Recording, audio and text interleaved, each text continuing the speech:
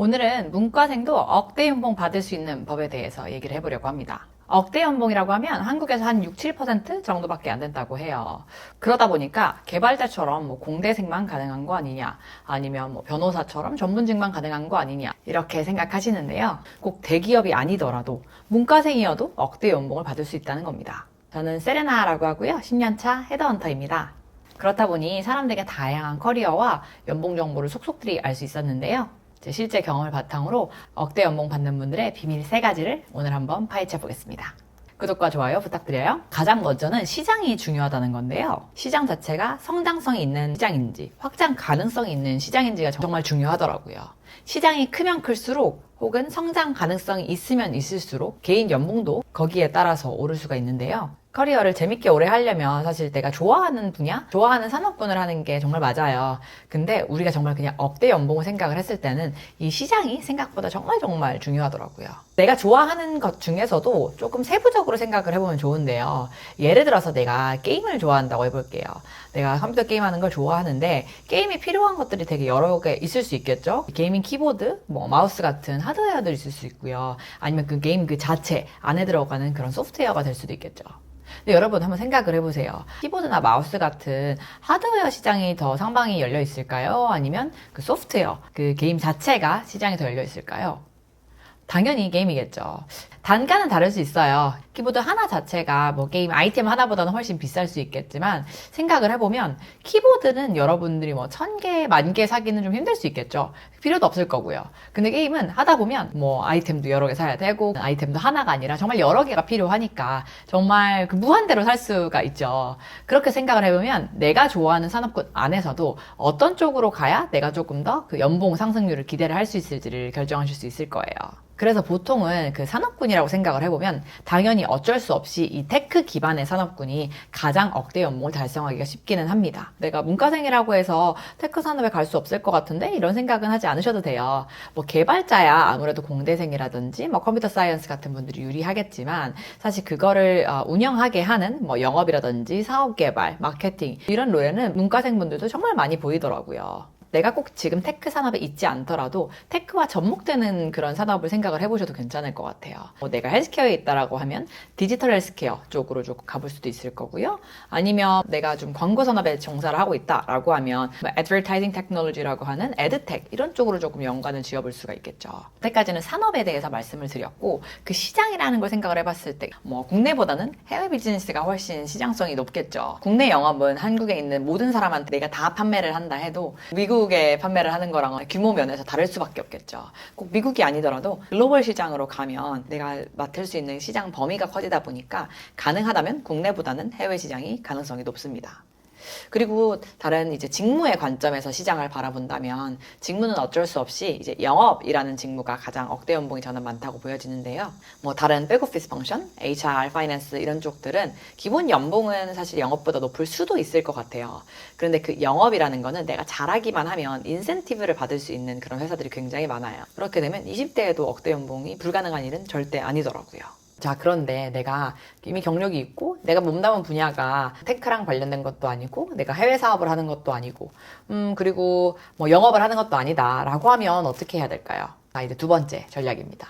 내 분야에서 1위가 된다 입니다. 아무리 작은 분야더라도 내 분야에서 1위가 되면 이 협상의 판도가 바뀌는 게임이 되더라고요. 저는 가장 좋은 사례 중 하나가 이제 방송국 PD에서 정말 뛰어난 역량을 보여줘서 나와서 사업을 하시는 분들 예를 들 수 있을 것 같은데요.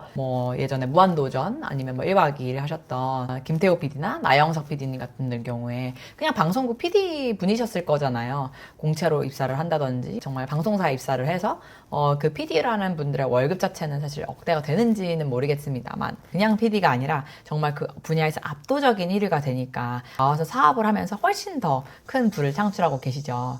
방송국만 그런 게 아니냐, 사업을 해야 그런 가능한 게 아니냐 이렇게 생각을 하실 수도 있는데 전혀 그렇지 않고요. 채용을 할 때 그런 경우도 있더라고요. A 회사에서 채용 의뢰를 받았는데 이렇게 말씀을 하시는 거예요. 저는 그 B 회사에 김모 팀장님이 일을 굉장히 잘하시는 것 같던데 그분을 조금 데려오고 싶다라고 의뢰를 받는 적도 있었어요. 근데 여러분 생각을 해보세요. 고용주가 정말 데려오고 싶은 사람이라면 이 사람한테 연봉을 그냥 줄까요?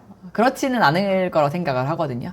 그냥 적절한 수준이라면 김모 씨는 해당 회사에서도 일을 잘하고 있을 확률이 높고 해당 회사에서도 정말 좋은 기회가 많을 수 있기 때문에 이 채용하는 입장에서는 훨씬 더 좋은 조건을 파격적으로 제시를 해야 될 거거든요. 그래서 내가 내 분야의 1위가 되고 그게 업계 평판으로 조금 알려지게 되면 그때 연봉으로 가는 데는 굉장히 도움이 된다고 말씀드릴 수 있어요.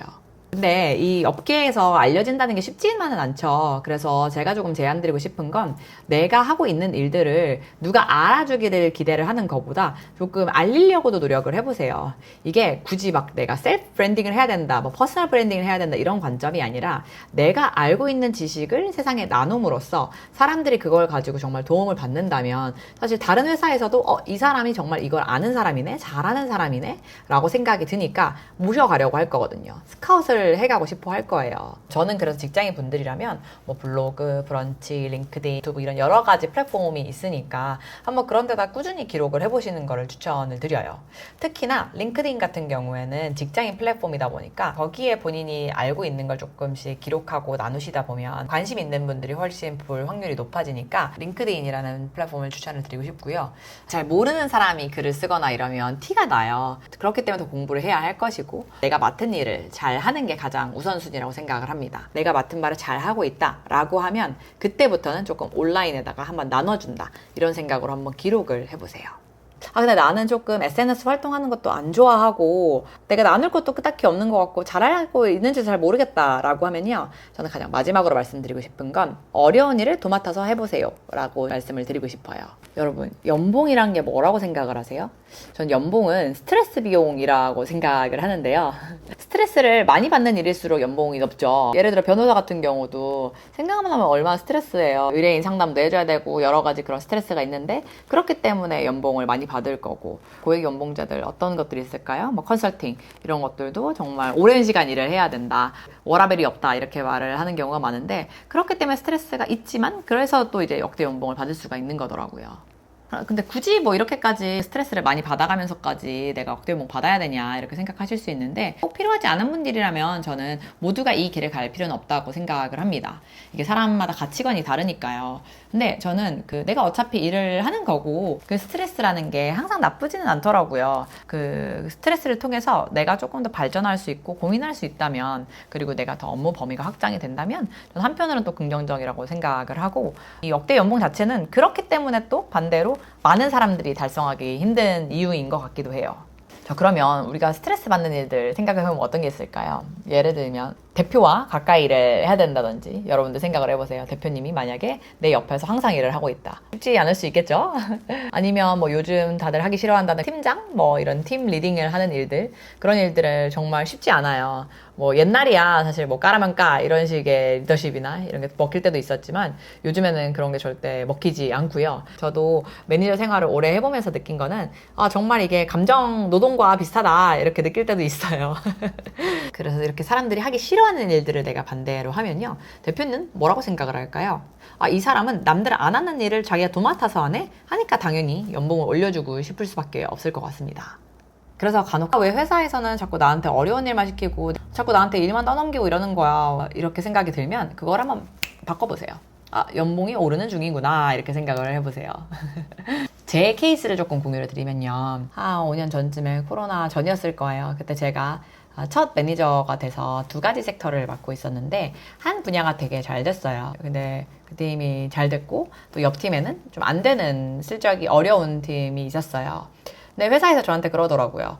잘하는 팀은 이제 냅둬도 잘할 거니까 그냥 떼고 어려운 팀을 네가 맡아라. 근데 여러분 생각을 해보세요. 잘 되는 팀이 그냥 해도 잘 됐나요? 나도 열심히 해가지고 잘 된 건데.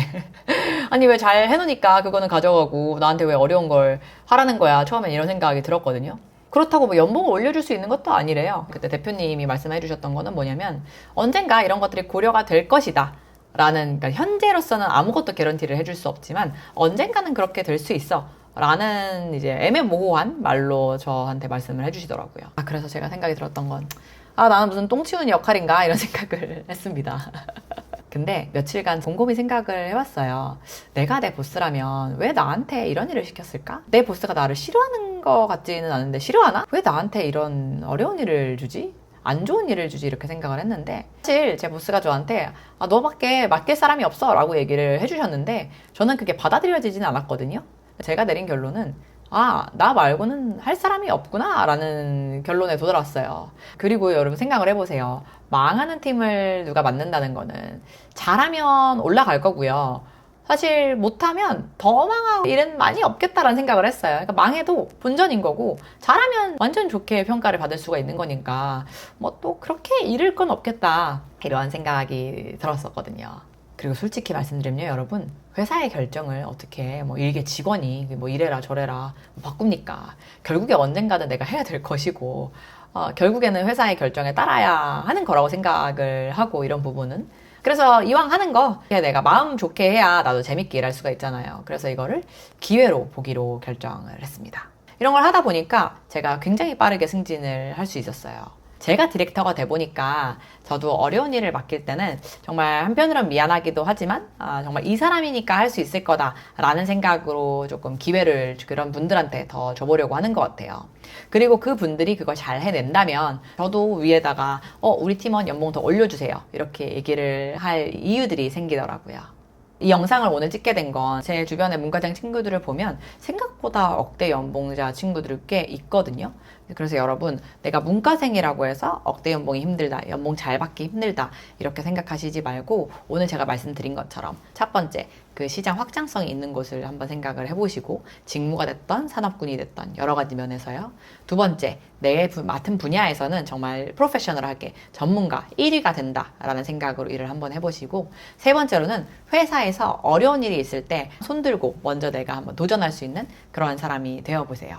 그러면 여러분들 연봉은 어느 순간 점프업을 해 있을 거라 생각을 합니다. 오늘 영상도 도움이 되셨길 바라고요. 혹시 커리어 관련해서 궁금한 부분이 있다면 언제든 댓글로 남겨주세요. 감사합니다.